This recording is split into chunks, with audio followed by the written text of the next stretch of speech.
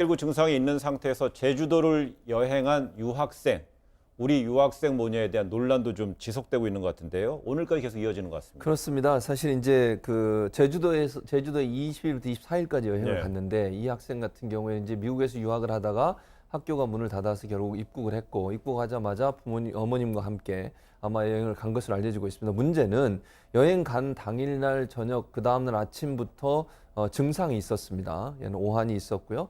그다음에 여러 증상이 있어서 병원을 방문한 것으로 지금 나와 있습니다. 물론 여기에는 강남구에서 얘기하는 내용하고 제주도에서 얘기하는 약간 차이가 있긴 합니다만 네. 전체적으로 보면 이제 그런 증상이 있었고요. 그런데도 불구하고 20여 곳, 그러니까 제주의 20여 곳 주요 곳들을 다 방문을 해서 논란이 되고 그러다 보니까 제주도 입장에서는 지금 저 방문한 모든 곳이 다 폐쇄를 하고 방역 조치를 했고요. 접촉한 사람도 여러 명 있는 것으로 알려지고 있습니다. 그래서 제주도에서 피해 보상을 요구하겠다. 그래서 민사소송을 제기하기로 했고요. 1억 원 상당의.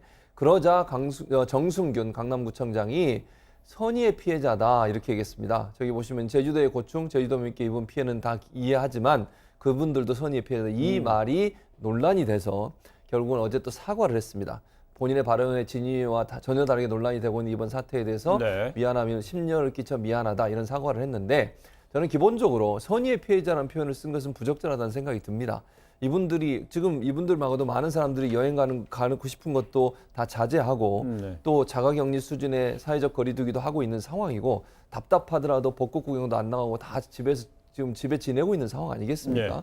그런데 그분들이 여행 간 게 선의의 일로 보여지고 그렇게 봤고 그 피해자라고 얘기하는 것 자체는 국민적 정서에 전혀 맞지 않고 그러다 보니까 제주도민도 화가 났지만 강남 구민들도 이분에 대해서 자리에서 내려오게 해달라 이런 청원까지 올라왔었어요.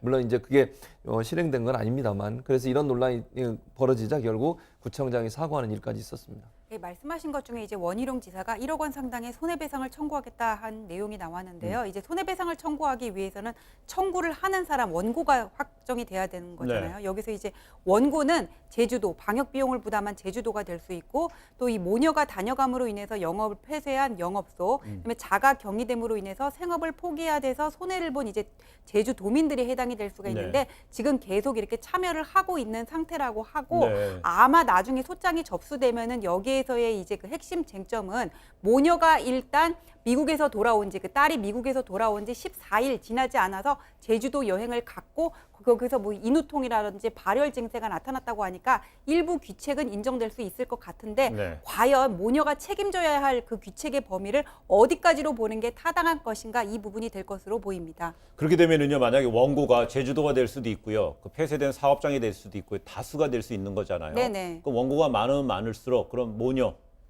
청구해야 될 금액은 더 늘어나게 되는 속가는. 그럼 정순균 그 강남구청장은 나서 직접 기자회견 했다면 강남구에서 뭘 해줄 수 있는 건 있습니까?